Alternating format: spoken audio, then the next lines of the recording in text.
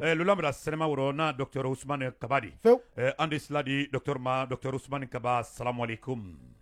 Malaikum salam. Tabariche Nebrahi. Et Traoré. Bah, wote mo iblu no ma fendra. Nam sarenke alu flade kona. Ko juto di. Ah, wote ade. Yedi saya menkene. Funa enta sa foke. Alama Allah hinaralla. Amina. Alama Allah faralma. Amina ya Allah nyara be Allah korabe. Amina. Sera koronen ka ne ka yorolo. Ba yambra nkoro barwe. Ni semen fana lala kan. Kanyin kalike ni kolonté fourrage. Parce que faut qu'on laisse un assomme bella. Ka jinyene ma soron du koro jilori. O ba ke romendo froti di doya. Molu posone men kala ofna di doya. Ko siamandi doya. Donc fanyo nyanyini. Membro ujulu siri bolola. Nala ni kila dirama. Nala kiso.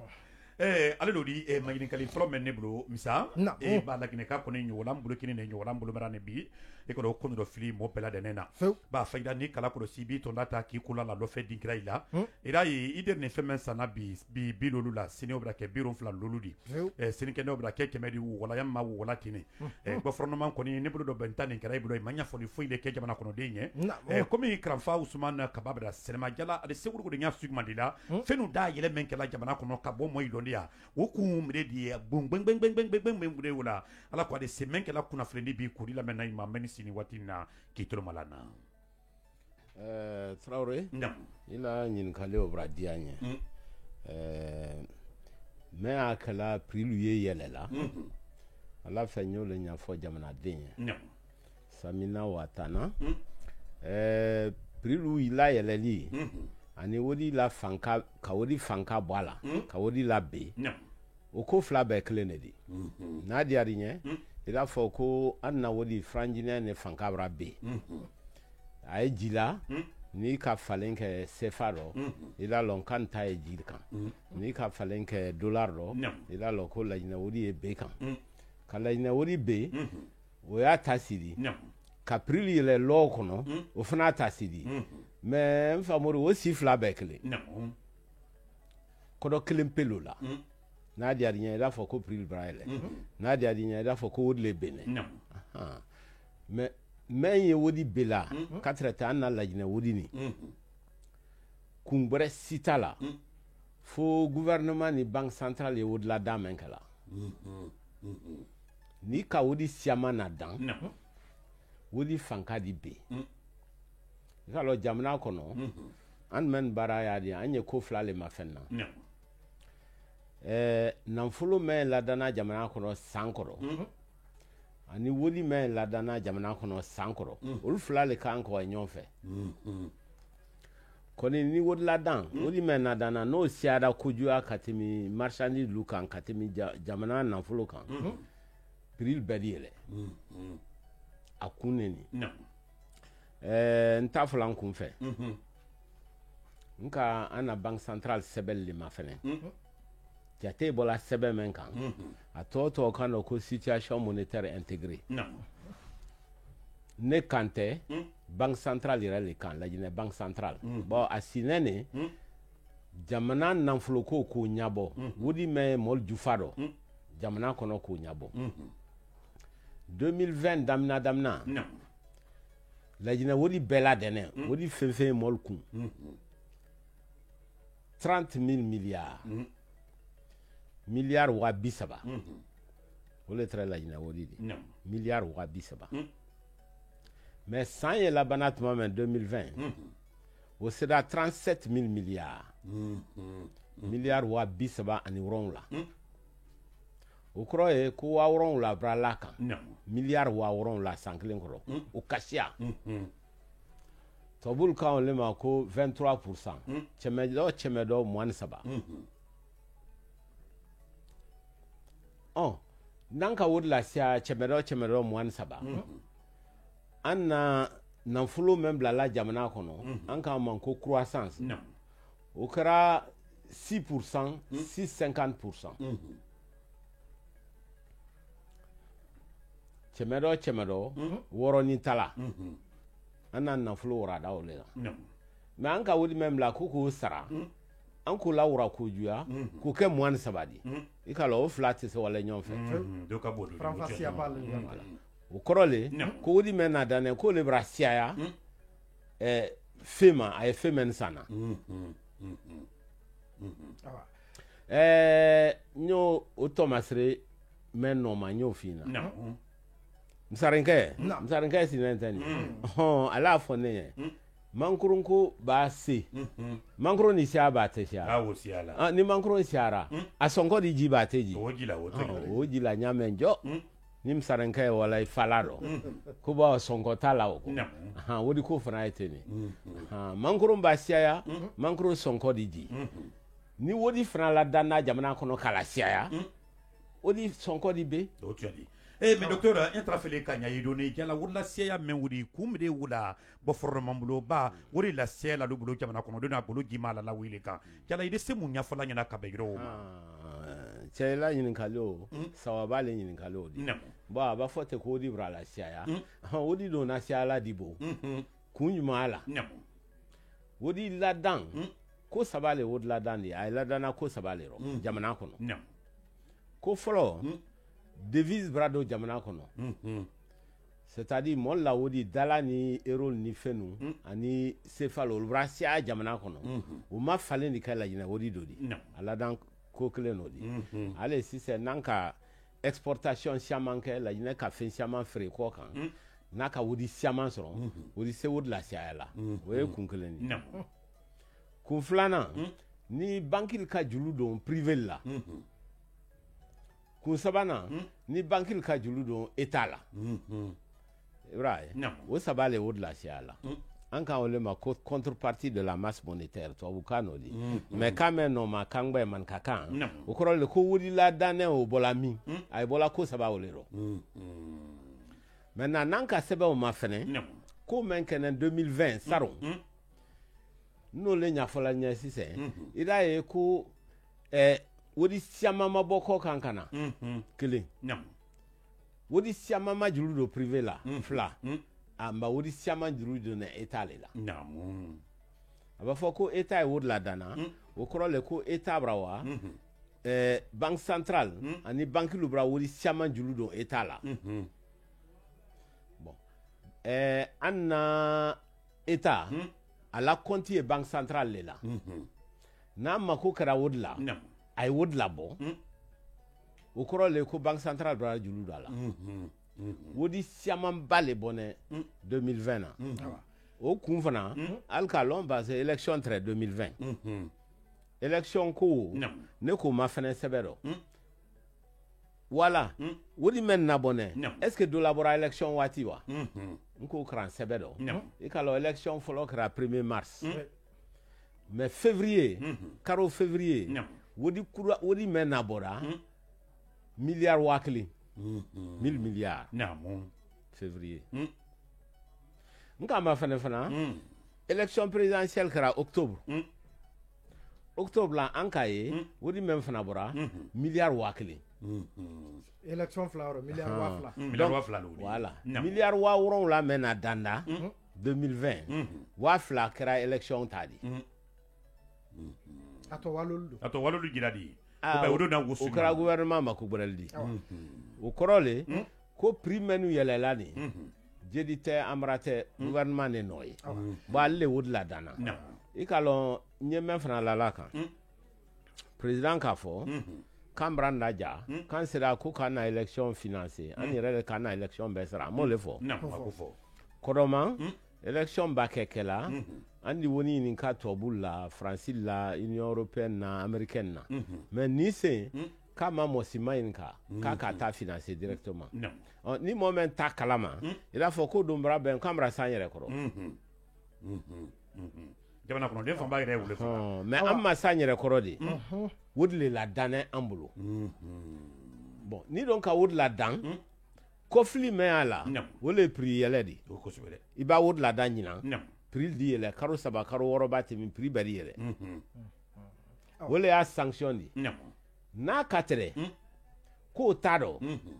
mɔdi yɛrɛ sɛ wari ɲini na kɔ kan mɔdi yɛrɛ sɛ la n ko machine y'i bolo i t'a la da docteur ɲininkali dɔ ne bolo ka bɛn i n'a kan olu ma ni kala kɔlɔsi Ibra yira ka i la dantigɛlikana dɔ se k'a fɔ ko saro 2020 Laginɛ wodi mɛntere franginɛ miliyari 30 dɔ a bɔdon dɔ ka bila miliyari 37 la ole kɔrɔ ye k'a fɔ ko miliyari 7 jate yan o miliyari 7 jate ole lana ka makafoli bolo ma ole ladanda ni don kala kɔlɔsi an na nafolo an ya sabati da kun mɛna réforme ma ko croissance o ye 23% o ye 6% de dɔ n'o tɛ 6, cɛmɛdɔ ya 6 ni i kan k'a fɔ ni mɛn lana ka o de makafoli bolo ma ole na se la fo 23 jate ya dɔ 23%. N y'a fɛ k'a dɔn mɛn ɲa ye nafolo lɔnna dɔ b'a jira ka kɔrɔma k'a fɔ ko an na ni ka na franginɛ ta san tɛmɛnɛ ka b'o ma ka bila bi la franginɛ ni dala ni ka ayi dɔ kasabiya jateya sigi i da ye siyamama la franginɛ kan fali bolo ma dala dɔ o kɔrɔ ɲuman de o la yɔrɔ ka bɛn i la n'ali kana ma na ɲininkali fɔlɔ ma dɛ ɲininkali filanan Ibra yira ka se k'a fɔ ko ni banque centrale ka gouvernement julu walima a ye société gbɛrɛlu julu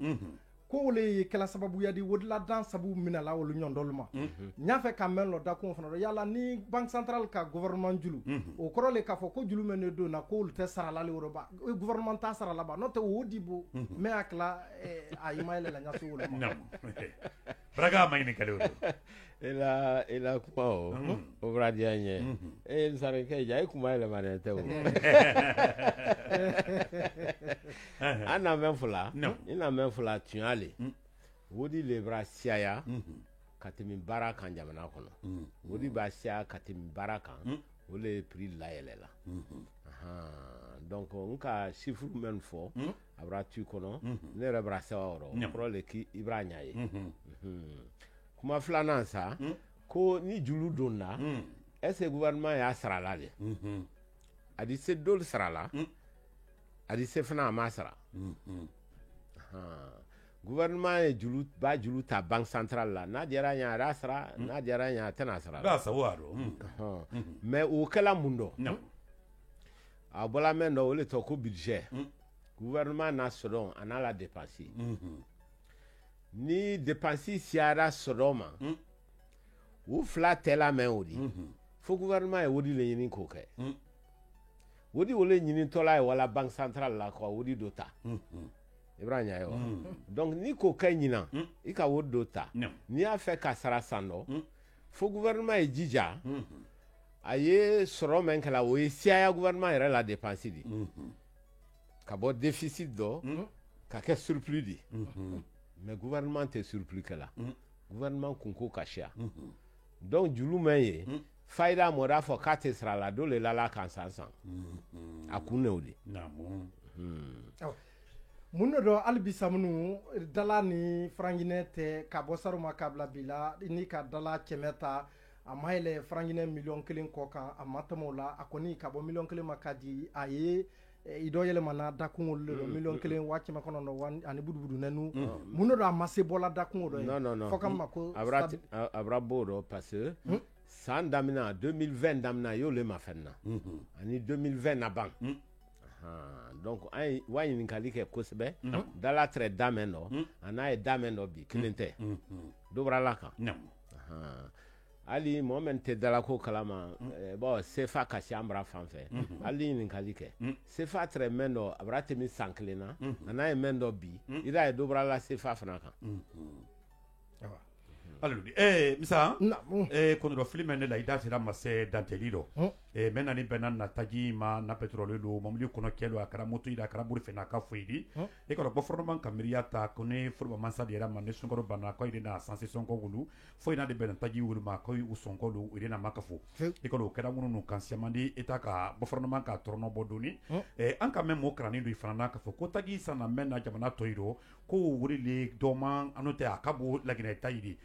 cross money gele kanin ka miriya samangira ka be taji koluma ba taji anya sana wati mena wa konondo kaidi na ke wata ani kelen kemaluludi jala kroide semu ngira kala na taji kuro lagire ne jamana to yema ma kan ka sam prime frana lagire jamana ro ala ko momen sini kana meidi se family junon so na kuima e ka lon ka fo si se e ba ke kuma la politicien no kuma dia la lira la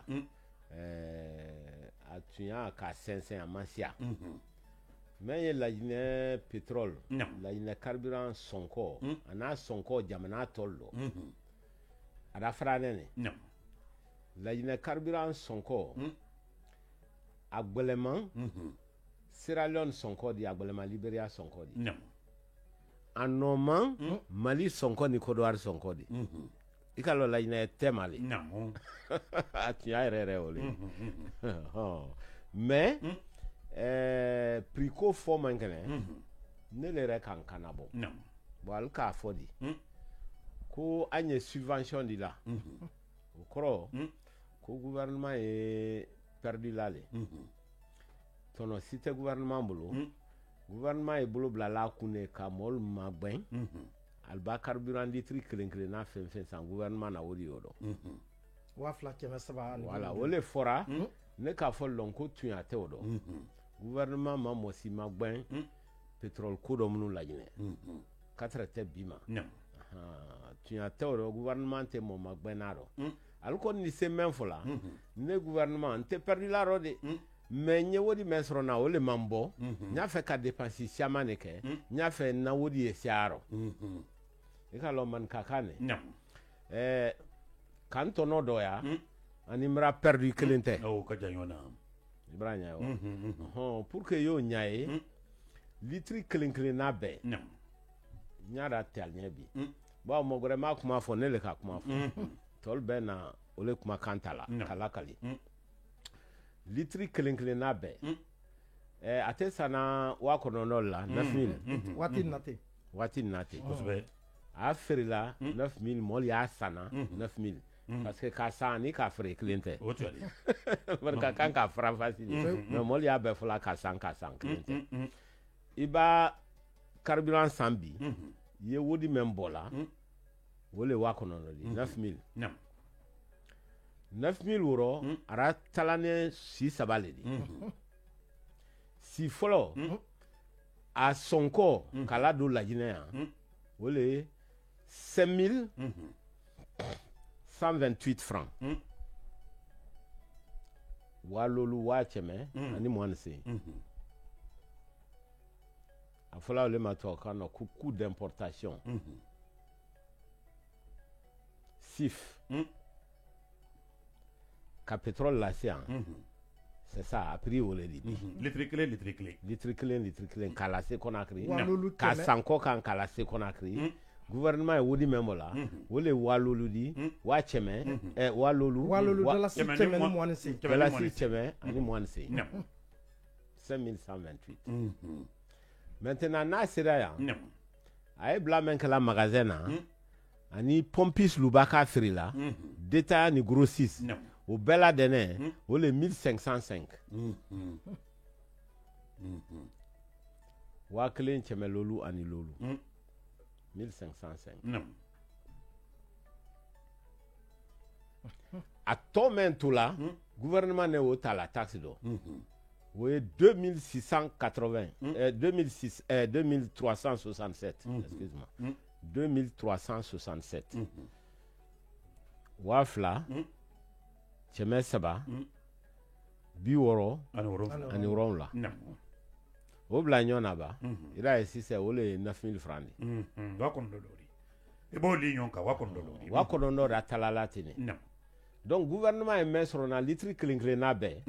o le ye 2,367 donc ale tɛ se gouvernement tɛ se k'a fɔ k'ale laɲinɛ k'ale ma dɛmɛ na ale se le k'a fɔ an tɛrɛ mɛn sɔrɔ na kɔrɔma dɔwɛrɛ b'o la ne don ma ko ka siya mɛ laɲinɛ k'a la ale y'i sɔn ɲɛ dɔ la prix kan mais i kana u y'ale fɔ cɛfɛ ni ɲila kuma ɲa i la docteur sanse ni taji gbɛlu ale ye sanna da mɛn na sanse feereli dɔ waati na ten pompe la n'a ye 9,000 di a litre kelen b'a feere ko tan i y'a fɛle k'a fɔ a ɲɛna ko gouvernement na tɔnɔ mɛn yɔrɔ o le ye 2,360 ani 7 de waati na exactement mais donc dalasi moins 100 francs chaque 100 francs gouvernement ye 26% ne sɔrɔ na 26 francs ne sɔrɔ na 100 francs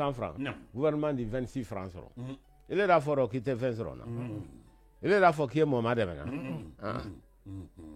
donc subvention te mo ka fina ati ma tu en fo et donc subvention comme fona de tu en ma ko do tu habite tu en sanité non mais docteur ne baraleo ne ka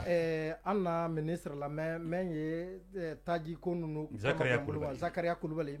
quatre na fulu lomba gore luma olu kanyera ka fo gouvernement ye tono men so nani akaka ka fenu son quand même na di fo même ko taxe na ye ni son ko di walma impôt na ki ban olu minala abra dinye asoron da dole do di jamana kono de na tono ko son wolu ko mais ka fo ko ate bonola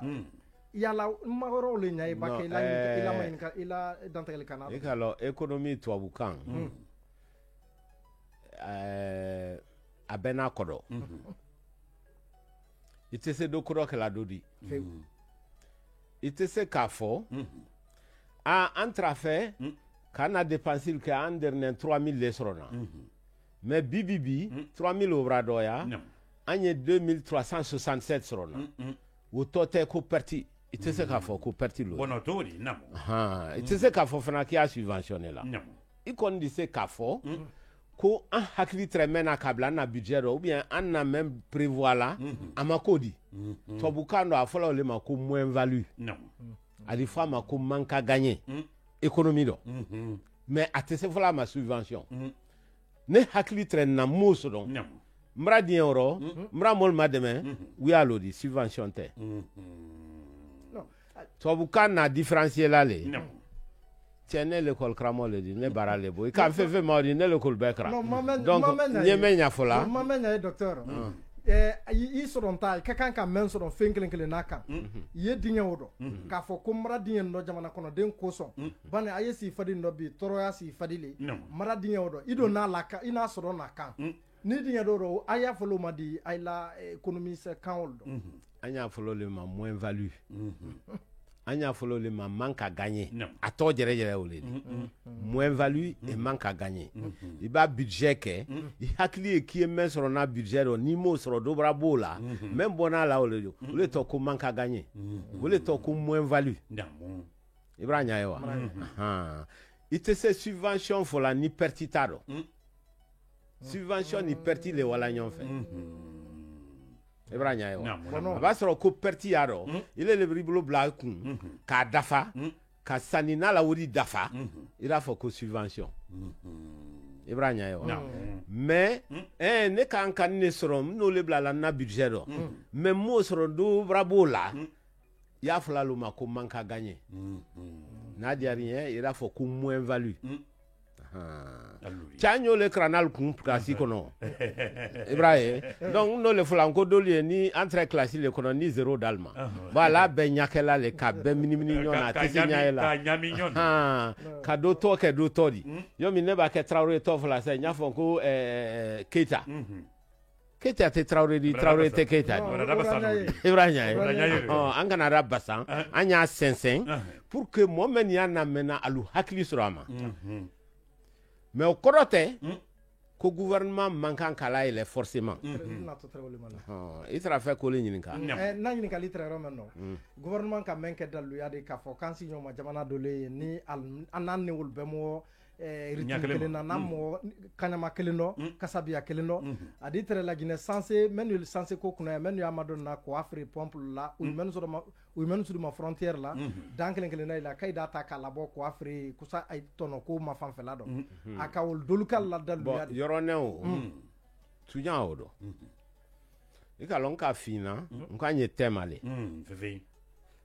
mais alia folanya me ko be la essence d'agbalement di tu atodo fankele na essence d'agbalement di anu fana ta d'agbalement fankele tadi ibranya yo Sierra Leone ni Liberia essence d'agbalement la Guinée en kateme wolukan Mali ni Kodouari ou d'agbalement doni kateme la Guinée kan mais basi me ola ila jala le ki la frontière d'Atou ki jantaro bon mon la soron te kleni jamana ko ni ba ko do warta o la soron ka bo antadi ibranya yo donc on dit c'est même bola la citoyenne ku ante so bola na citoyenne ku bon nan fulu yoruba katime ankan donc ira jalale côté o la men ta ka sia ile tadi ye o frontière balan ita ka sia men tadi ol fana tadi c'est ala kana afrele bra sal fana di toro soro ile bra on a pris temat pris le maintenant ni kali flanan do l'année au camp est-ce que gouvernement manquant kala ile wa bon gouvernement bra bla la budget do et quand le budget est mendi ni nanfulu me ne gouvernement ni nanfulu me sorona ani nya fait ka dépenser menke no flag bosidi nyoma afolo le mako budget ne a fait ka dépenser menke nya fait ka sila men nadan nya fait ka kolomen se nya fait ka mol srawodi menna nya fait ka ministère la marché menna nkanka wodi men di défense ni fenuma le gouvernement na dépenser di ni dépenser au siada sodondi anka le mako déficit Ibrahima yawa ho gouvernement di se ka fo ando na dépense brasia alko kanye silalo anka silalo me wodi mansia manye pétrole la ele mais bako fala ya fala tunyale ka non ka tunya fo monya yeso kele no di flana andi se ka fo nko bon ministre me budget da ama fene il se wodi talayro me meni pétrole ko tekeleni ko sa dinka me odi lo la fa wodi taro kasia impôt menu sera la moblo we dodi menu marchandise la dona la Guinée douane o fana dodi anna du koro fenu we bilibili balidi taxi ul kan ka taxi men sera ul to sera la iba kuma la fo ko code minier le ka ul accordé mais tu as ba mendi parce que Banque mondiale ni Fonds monétaire lubran al mafene alu ou la taxi dol blala maintenant code minier takan jamana te tono sorona du koro feno akakan ka tono men soro non bon ni ka fo ki pétrole yo la kolena buyala ili fantan tro nan foloti men ya na du koro fentala ili ban ul tro kuma yiro ila fule ni ne fazan uranya yo wala kala ni kosu ba ke ila budget ma fenale en détail kama fene kelen ndi se wodi ni soro na yoro ma ni ma pétrole prix la ele mais ka lo pétrole collé normalement bon bera sra kelen ni di wodi ba soro ima anya ni brevre mais nakara du ko na fo do mais pétrole wo du man fantanema alle fana jamana prix la ele la adi fen be prix la ele jamana ko ne re ka follo ko président Alpha Condé na faina kana la ele nkorokoro ni ala bakala yella muna bo prix braba yelle la kodoma ambe nya be no ma ni ka petrol fana la tala o kan ay prix la yelle la li pon jali kaluri adi fantanya la wura jamana kono ina bara finfinkela yoro tollo ku ka dobo fantanya la inflation ya be fidana le nkoro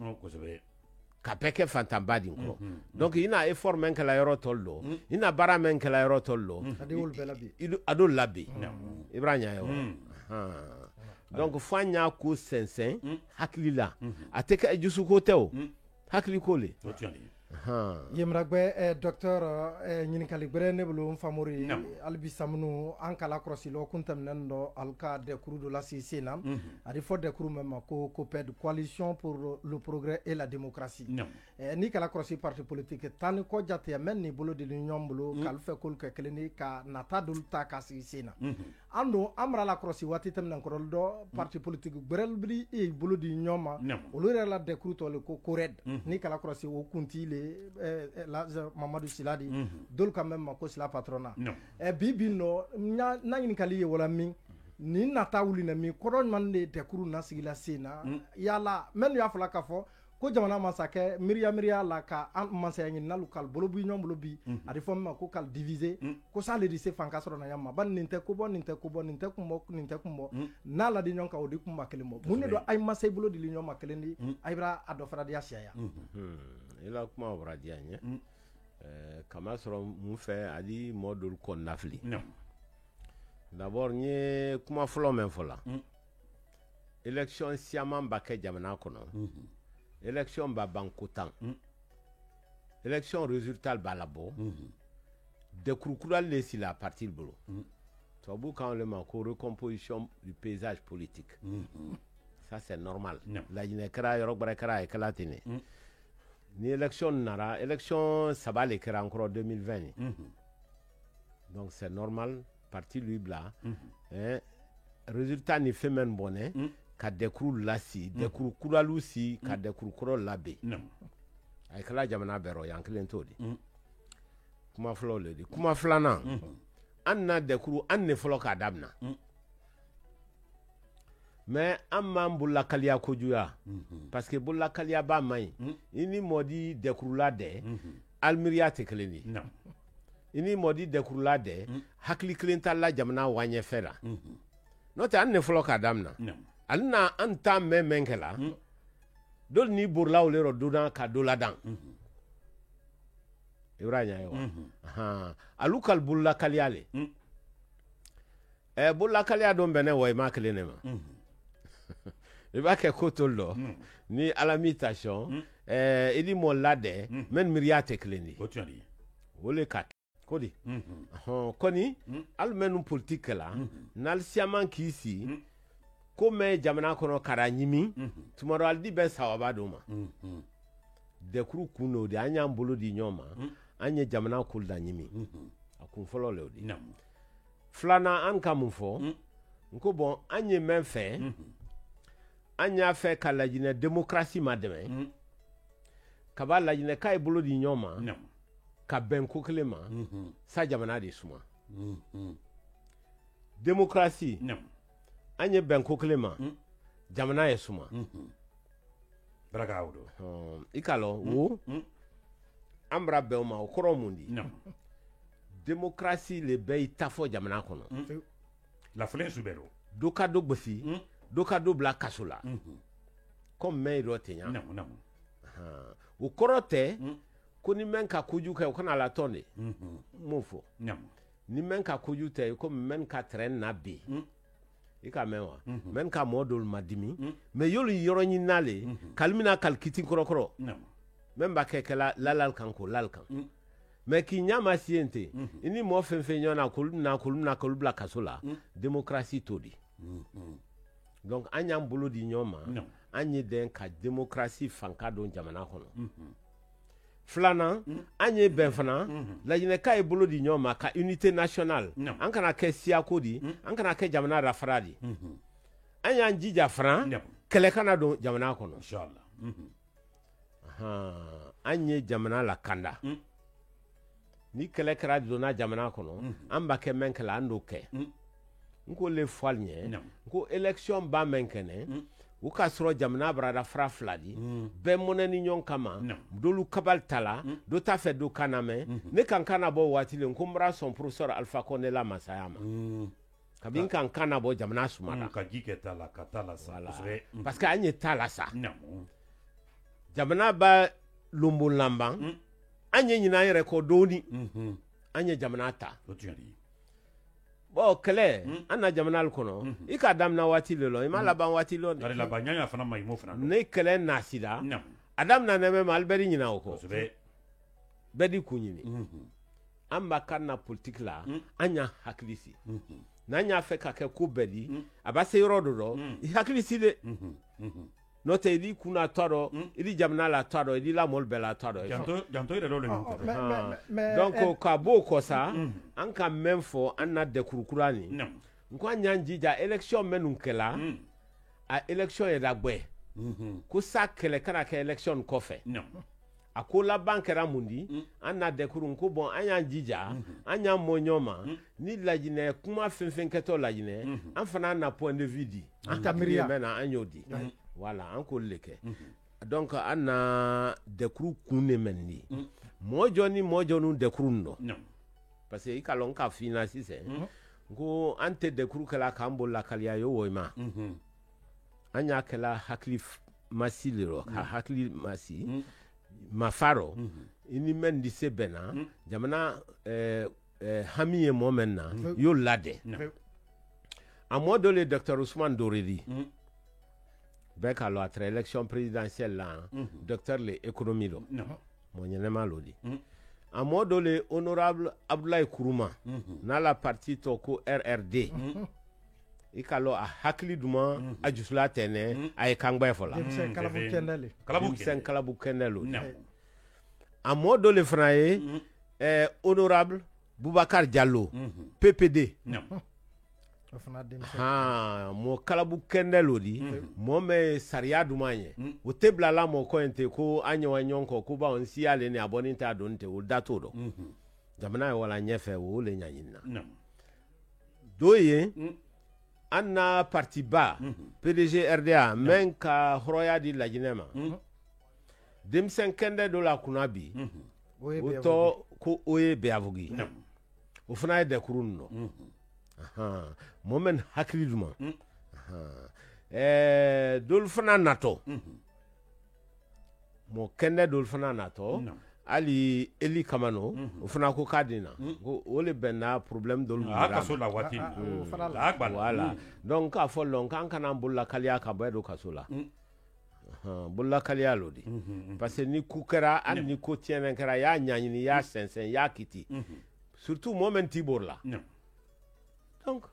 ka mɔl blabla kaso la vraiment a y'an tɔrɔ la parce que Laginɛ o le ka na jamana to kɔfɛ ko caman na bɛra tɛmɛ jamana nin kɔnɔ an ye yɛlɛma sinɛ an ye fɔlɔ kusuw to yen an ye don démocratie la donc mɔ dandɔya rɔ mɔl fana natɔ hali ABC la o fana ko k'a natɔ Siakabari lo non Siakabari lo olu don na don nɔ mɔ wɛrɛlu ye ɲɛmɛ lala kan a tɛ de yo min olu b'a la dɛkuru la dan an b'an ta la dan an ye kɛlɛ la ou bien an ye ɲɔgɔn kɔnti la o tɛ sinaya la ite o tɛ de bɛɛ di ta la dan mɛ ni se mɛ na o de kɛ n'an sera yɔrɔ dɔ n'an bɛ k'an ka kuma an di kuma kɛ an bɛ taa ale Laginɛ kelen ne ma ka na an bɛ Laginɛ kelen ne ma ka na ne kɔni bɛra sabanan dɛkuru nin na tɔbulu ka mɛn ma ko qualité pas la quantité jama la seya tɛ ko jama la seya tɛ mɔ ɲɛnɛma ko le donc an na groupe ni ne yɛrɛ bɛra sewa la parce que a bɛra kɛ mɔ ɲɛnɛma ko de n'an bɛɛ kan si an b'a mɛn Laginɛ ko rɔ ni Ala sɔnna an d'o fɔ jamanaden ye an d'o fɔ gouvernement mɔli ɲɛ o le di jamana dɛmɛ alo lodi misa ida ke to ba kuma mali dakre no mangini kali flale ne bolo nyotu na li nyona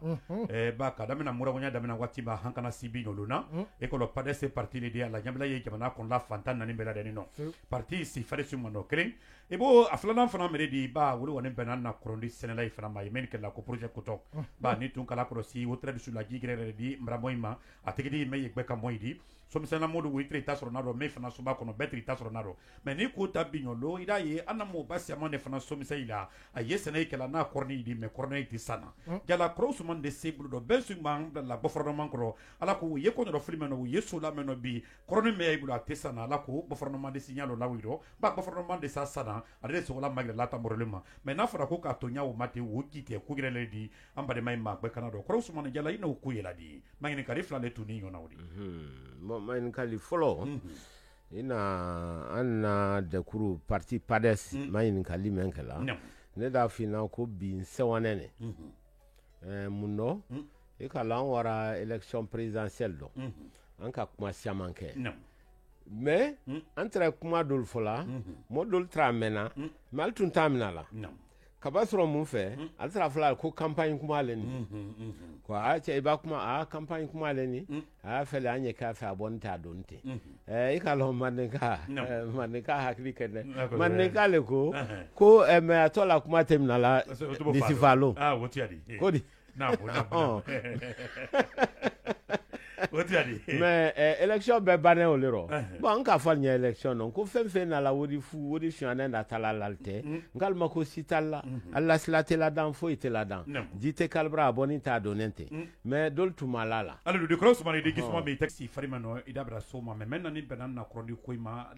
nya soro la folo ba krondi flotre a ko man tre beka mo ila anya gregrema mais ba binyon lonta faida anna mo ba menu ya na so mo menu ya trone ba sene kala fente c'est la sana jala e de semu fola krondi ko kan la men même sin wati na ke to malaila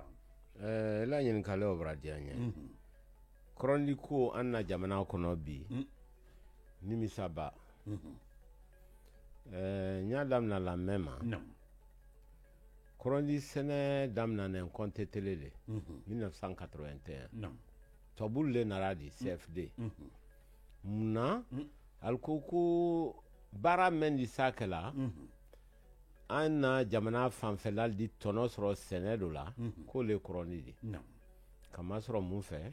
nafolo ba ye Korondi do wata sidi ni Korondi kɛra kɛla silal bɛdi ladan pis rural non waati la wa kɔnɔ silaw caman na danda o le kosɔn dugurɛ fana ye ni ye Korondi sɛnɛ la i se malo sɛnɛ di nɔya ɲɔ sɛnɛ di nɔya hali k'a mɛn ma ko kaba sɛnɛ an man ka muru ka ko ɲɔ i ka bɛ wa i se baara caman kɛla n'i ye Korondi sɛnɛ la i tɔnɔ fana sɔrɔ a la o le ka kɛ lajinɛ Korondi sɛnɛ tun bɛ se fo 40,000 tonnes tonnes wa 40 a jida 20,000 tonnes mais bi 2,000 tonnes a bɔra be fewu tonnes wa fila pe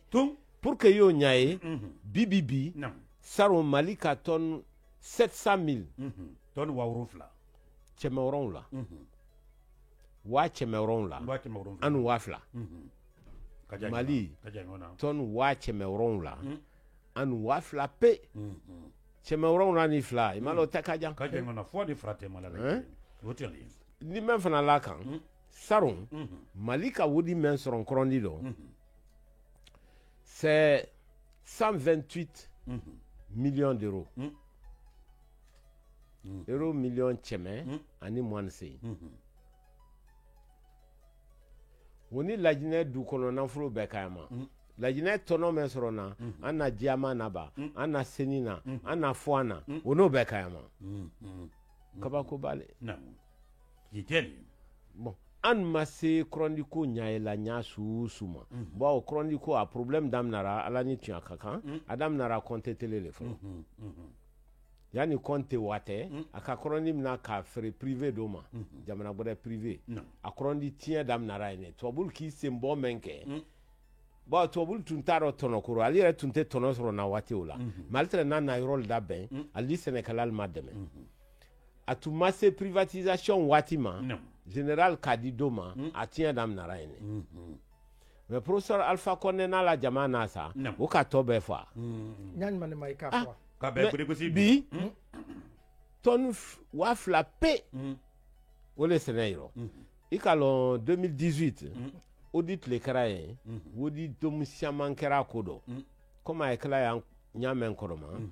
mɔgɔ minnu kojugu kɛla olu tɛ ɲinina ka ko la to a la de alu yɔrɔ mɛn na o le la bila kɔn na projet kotɔn mɛn ye kankan ali ni mɔgɔ minnu baara la o tɔ ko géo kotɔn en France olu ka 55 milliards bi ni lolu la na 55 milliards a la compte na ali tun na mɛn fɔlɔ la feerela ɲɛ o di bara tunu jɛ jini na yɛlɛ na malo mosi ma di alon tɛ lakibaro o kɛsa nin kɔrɔkɔrɔ ni bon ko latɔ baliya le do an na jamana kɔnɔ yani wolu latɔn mɛn kan ko latɔn n'olu k'i sen la selan kan projet di mako safu i ka lɔn dɔɔni diri ma dibi kɔrɔ i tɛ se ko latɔn na ko voilà donc projet mɔ na mɛn kɛnɛ ɲinan mɛn kan da bɔ a kuma bɛrɛ fewu wa fila mɛn ye tonne wa fila mɛn ye wa dɔ u bantɔ tolila mɔli bolo projet ka 45 milliards bi naani lolu le ma ɲininka o tɛ se la sɔrɔ na ko a Korondi sa mɔli bolo wa dɔ sali di tɔnɔnɛ sɔrɔ n'o sandal bolo ali dida ja san mɛn natɔ baara ɲɛnɛma gwɛrɛ dɔ di kɛ o le kɛla Mali la o le kɛla Benin ni Mali bɛɛ ka yama 700,000 tonnes aujourd'hui Burkina 464,000 tonnes la Guinée 2,000 tonnes an tɛ maloya an ye maloya donc a tiɲɛ kɔ ali k'i raja kankan ka mɔbili saba la na Korondi mɔbili saba ko la na Conakry port la yan ko labɔ o frais miliyari 6 o di sɔrɔ bi ba sini i don tun b'a a la wa kɔ kan kɔrɔ i di miliyari 13 sɔrɔ u ni kun n'o di o fana miliyari 6 ma sɔrɔ nka fol don ko ne retenia ila Sénégal ko le mandi ni gouvernement nya ba ke men kene be kan jamana le wole mandaye parce que nte sa nya ila ambra be ko ton ko do nya su be do ma gouvernement bli blo bomol ko do fo itirote fo guya fo men ro inte ko wayen ki ko se ko waki ko se wori men kan ka bo ka Sénégal mademe o te sla kala mademe ni men fana gouvernement te wori perdu la ya sanale Sénégal ma ka kofli Ibrahima yo ni ka sang ila kofli gouvernement ni na flo ba soraro mais o fana te sla kala mol bratro amra mol bratro gbe kan te sla fo ikela alla sla da benente krondi na fatala ko menen senene we mol bulu albana sanko c'est la sana anye yene donc kan kanabo le ron ko vraiment atise bena fo gouvernement e fana ko doke mo tise kuma folate ndala wanye fe seneke nye seneke lal fe ori te bolanya susu ma fonctionnaire le wori shuaka kaba ko baleni la toni fana taro docteur yomi anya kuma la seneke ko kanyama jamana kantina tonti kran falfa kona makuno janya folon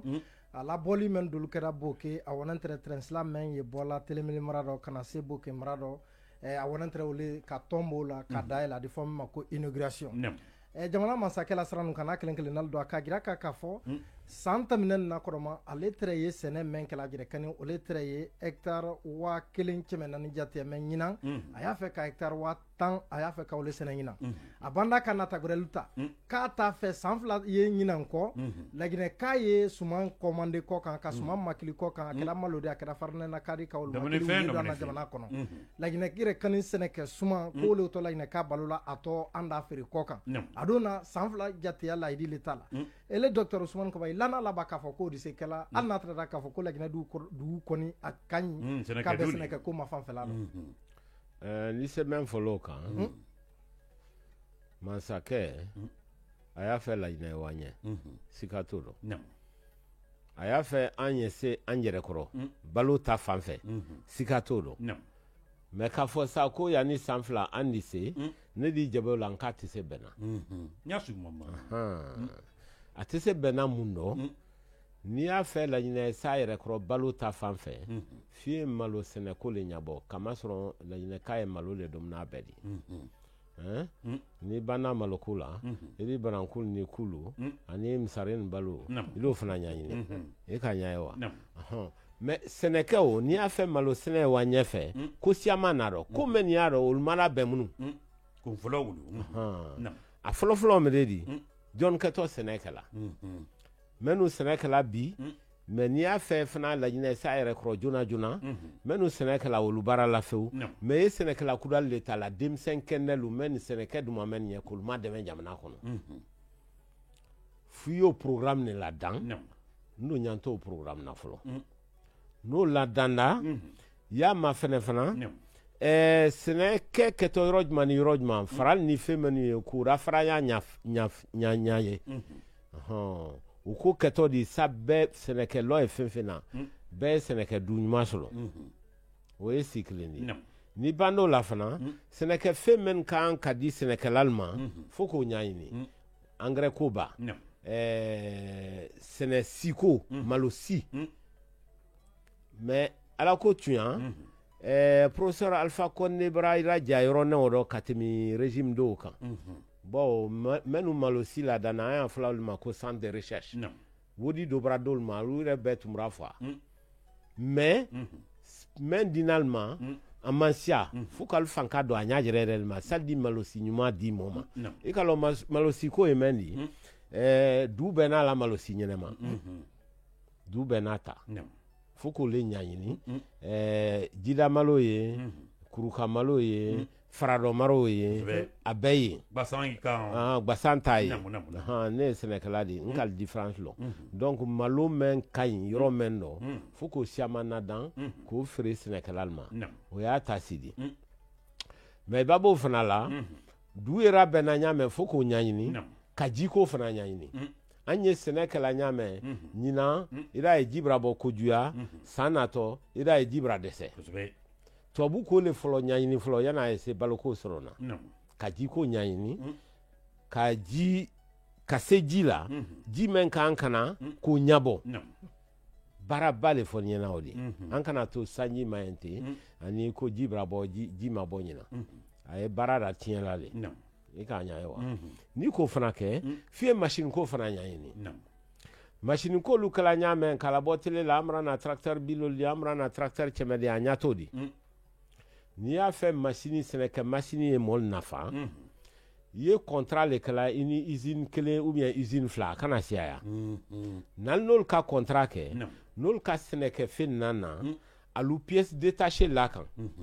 mɔɔ min fana yara bɛnna ka denmisɛn kɛnɛl ta k'al bila karan na tracteur karan na machine karan na i b'a ɲa ye wa u bɛɛ le kan ka wa ɲɔgɔn fɛ n'i m'o kɛ ten n'i ka sɛnɛkɛ fɛn ta ten k'a foyi jamana kɔnɔ a ye tiɲɛla le n'a tiɲɛra mɔɔ tɛ yen mɛ n'a labɛn i ka ɲa ye wa ne y'a kalama bon ne bɔra malo caman sɛnɛ kan jamana nɔ yan ne bɔra sɛnɛ n k'a kɛ jidilan n ka sɛnɛ kɛ duma waliya n ka sɛnɛ do kɛ kurosa hali kɔ nin na n wɔra hectare cɛmɛni 30 le kɛ banfɛlɛ a ye kan mara dɔ sidusila la kɔnɛ la dala ko mun kan b'a yanni dala kɔnɔ nɔ ne bɔra sɛnɛ alors an ka ne bɔra tɔni cɛmɛ hectare cɛmɛni hectare 30 mɛ n tora kali la lon mɛn na na moissonneuse batteuse tiɲɛra kabako mais a kala ka gosi labɛnna tɛ yen mɔɔ ma préparé a kama mɛ ye malo kala a tiɲɛ n bolo lon ne tɛra o fana di n ma mɔ sɔrɔ mɛ ni sara bɛnna pièce détachée tun tɛ yen kelen mécanicien ɲɛnɛma tun tɛ yen mɛ ka ɲalɔ mɛ n'a da bɛn an tora yen ten ka tele dan dɔ tɛmɛ i k'a lɔ i b'a kɛ malo b'a se n'a katuma sera n'a ma ka a fan kelen bɛɛ budu na a bɛɛ di budu donc fo k'an wuli ka mɔl madiya sonɛ mɛ nin y'a lamini dɔ ye k'olu bɛɛ madiya ka wɔrɔtɔ d'al ma misare mɛ tora dɔ olu ko fana hali k'a fan kelen ta donc i la malo bɛɛ di tiɲɛ i b'a ɲa ye wa donc n y'a fɔla olu rɔ n ko ni machine na n'a kelen tɛ i b'a machine nin na sɛnɛkɛ machine fana kasiya ani moissonneuse batteuse mɛ ye malo kala o fana kasiya machine kasiya n'o kɛra fana machine de kan ka sɔrɔ mɛ ni malo fulu ta ka kɛ malo kama de e ka ɲa ye wa et puis ka mɔl ma dɛmɛ o feeretɔ ɲa jumɛn kan commercialisation donc f'i ye o fil bɛɛ le ye an ka wele ma agriculteur dɔ ko la filière f'i ye filière ni étape kelen kelen n'a bɛɛ ye ka baara o kelen kelen n'a bɛɛ kan pour que i bɛ se kofali ɲuman sɔrɔ na donc n'i ko ko yanni san 2 d'abord san 2 dɔ ma i tɛ se o bɛɛ ɲɛnabɔla san 2 kɔrɔ ensuite f'i ye mesure wolo le ta i ye o ko bɛɛ ɲɛnabɔ k'o bɛɛ ɲɛnabɔ ka damina duko ma ban ka se sɛnɛkɛla ko ma ban ka se engrais ko ma ban ka se ji ko ma ban ka se machine ko ma ban machine nu da bɛnna ɲamɛ pièce détachée lu kala ɲamɛ kali ye kala machine mɛn na kali fana b'a kɛ a bɔtɔ malo foro na de ka kɛ malo kama di n'i k'o kɛ a julayatɔ di f'i y'o bɛɛ le ma fɛnɛ ka décision ta ni kelen kelenna bɛɛ rɔ mais i t'i lɔla yen ten ko an di san yɛrɛ kɔrɔ fo ka ɲaɲini ko bɛɛ ɲaɲinina le fo ka baara le kɛ mais baara olu le ma kɛ minnu donc n y'a fɔla olu rɔ n ko yanni san 2 lajinɛ tɛna se la yɛrɛ balo la docteur an di tɛmɛ dakun wɛrɛ fɛ n'a ye Brazil ma fanfɛla de an k'a lakɔlɔsi jamana masakɛ Karanfalifa Kɔnɛ na sankura kɔrɔ a k'a la nata la kuranko le kan ko ka kuranko ɲɛbɔ jamana nin kɔnɔ a don o baara minnu la k'o daminɛ Brazil fɔlɔma min ma o nana kɛ k'ale ta di o bara ban kabi 2015 Brazil filanan min daminɛ n'a ye swapiti di n'ale la kuran fan kama y'a wɔnɛ fo megawati 400 megawati 50 jate yan lɔgɔkun tɛmɛnen dɔ o fana Brazil o dan tɛgɛda jamana kolatigɛli ɲɛ hali n'a tɛrɛda k'a fɔ ko baara koloma lo wolo bara ban bi baara budubudunen no o ile tonɛmu to o di ban yɛni san kelen n'a ɲininkali ye dakun min dɔ Brazil ko olu ma fanfɛla dɔ ele n'o yela di ɲininkali gbɛrɛ an na dugu kɔrɔ nafolo ma fanfɛla dɔ gouvernement jamana masakɛ yɛrɛ ale de yɛrɛ tɛ u kɛla don dɔ kori a ko k'a fɔ laginɛ dakun min dɔ bi duɲa mun bɛ baladɛnɛ kɔnɔ laginɛ le jamana filanan de bi mɛ ala fɔ an fudi la bɔla ko Afiriki kɔ kan o men o di ni ka dogbe sansan fon fudi toni million bising lagine men na bola anya da kumberebre men no bi na folo kramba dolu do bragira ka fo ko lagine fon fudi men na bola re ko adi na trada ko barada ya ka tono di sesela lagine ma ko sebe o na folo kramba dole Mamadou Sel Dalanjalo di lo kunta men na tigi do simidi akagira ka fo lagine bono la wodi men na barabulo mamunu ni anna fon fudi o barada lagine kono barade mo wache me wabirun la odise tala barada kunkelenal do ni na baradia do a flana banda kanera ka fo ko lagine bala bokotan lagine kakan ka wodi men so don ole ye frangine american dollar milliard tan ani budu nandi me bibi no ko lagine to so na american dollar milliard 7 million chama woro awle so na ele don fana kan flo krane ke yalla kuma men yodi idi se famu yali ni détail mane dila lagine kama bibi no femfe naturellement lona na watina nila kuma flower dianye ma anya sen clean sa mo mena na mena oldanya kuma flo ole tre barrage kodi yala kuma sake ka barrage men lo ko nyuma le ba ko jule na fina ko nyuma le ko nyuma balere barrage flo ni hakli yala kale tameo di nele ka na flo yini o ka soro professeur Alpha Condé tunta barrage ko kalama akoka tekala nara wodi di kaboshin anka karo saba kanyonko yana ison barrage flo do nele rena ra wodi di ikanya yawa mais barrage au kemenkene wole kala élection dans 2015 là donc akaye politiquement barrage ko kaimbale donc ablanya la roni ne rebra sawa parce que abra baranyuma ke abra bara chama nadan anye romendo bi barrage sabaye ko jidala barrage anamen kala barrage folo kaleta flana so piti ina ole banko folani ole bantola no dogora fana ye ko amaria o sababe ye concourir le kan ko nyuma balo barrage wol ketola flana ni sabana nele ka faina ko anyanji jasa président amra dul ke ko jidala taye futa anyanji ja anye barrage do ke forela ani gbakanjamanaro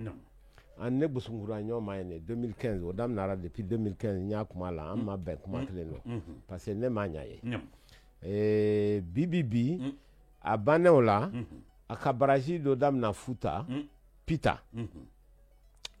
kunyumale 2021 ni abrado gure dam na tuge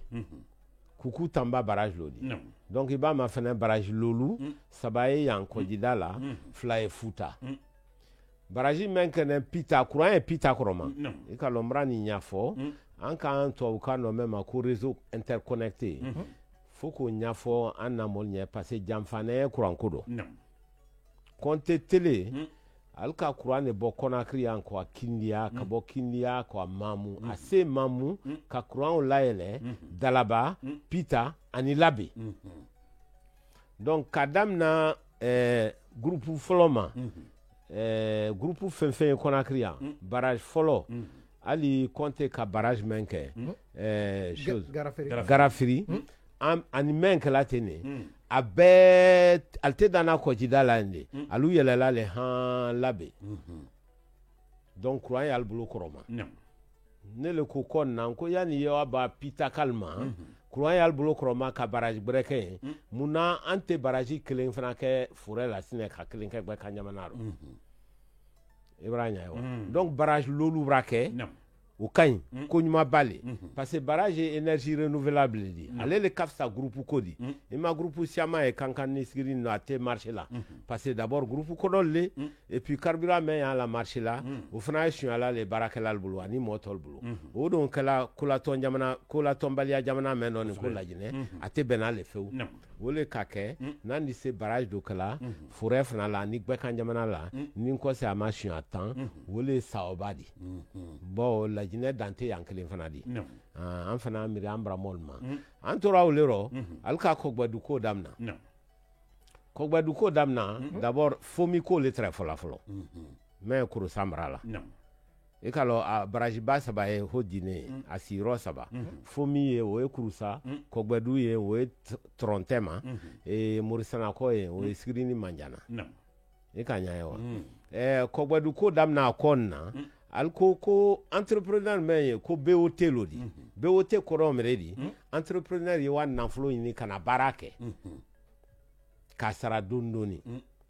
pour que mɔli y'a ɲa ye nko le ɲafɔ o lon nko i b'a kɔnda fili ɲa ma yo misarin kamere i tɛ ne i sɔnna ko a fɔ ko n fa ma sɔn na yan i ye bon lɔ ne n fa la lu kɔnɔ ni banda bon lɔ la wa nafolo ɲini ye na i ye bon lɔ ni banda bon lɔ la n'i sara dɔɔni i b'a sɔrɔ bon wele lɔ t'i la an na baraji fɛn fɛn kɛla nin a si ma kɛ BOT la munna a b'a fɔ ko ka baraji nɛn kelen mɛn ka gbɛ ka ɲamana dɔ a bɛ fɔ ko guitare mɛn entrepreneur ye k'o ye o wari ɲini a fɔ o kɛlɛ gouvernement na o kɛlɛ tɛ gouvernement na hali kankan manjana sila ko fana ye hakaja i b'a ye sila o retardé nɛ o di le ma sɔrɔ k'a kɛ a fɔ ne guitare le ye k'o ye wa nafolo ɲini a na o di o ta la yanni Afrexim Bank le kan o dɔ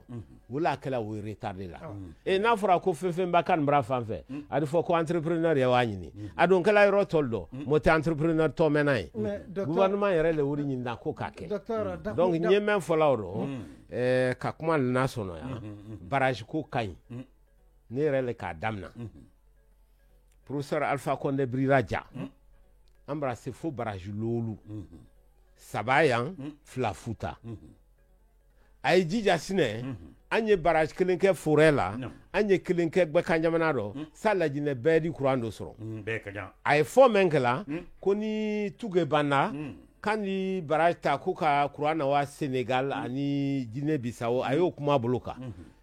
bon an lajinɛ ka lawudi le courant ma nabɔ fɔlɔ an lawudi tɛ se barrage dɔ la k'o feere tɔl ma o tɛ se bɛnna n tɛ se bɛnna o tɛ an lawudi le bo jama lawudi le jamana fan kelen dibi rɔ ko k'a ta ko k'a feere tɔl ma mun na a t'an yɛrɛ bɔ minnu hali yo muso b'a fɔ ko ka suman bɔ i den kɔrɔ ko k'a di mɔgɔ wɛrɛ den ma kɔnɔnafili le t'o di vraiment ale kun b'a bolo kan o tɛna bɛn na mais docteur Dakunkuru a b'a jira kan na k'a fɔ ni courant taara don ka ma dɔn ni ka ba di yan ko a de fo Gbɛkan jamana dɔ i mi ka ligne interconnecté mɛn ma o di a tɛrɛ kɛla ɲa ma compte tele dɔ 4 tɛ Kranfa Alpha Condé tele dɔ ni o sila julu kelen wɔrɔ dɔ kɔ Gbɛkan jamana ni forêt ka yen sɔ yala o fana t'a sila dɔ di ba ni la kuma b'a di an ye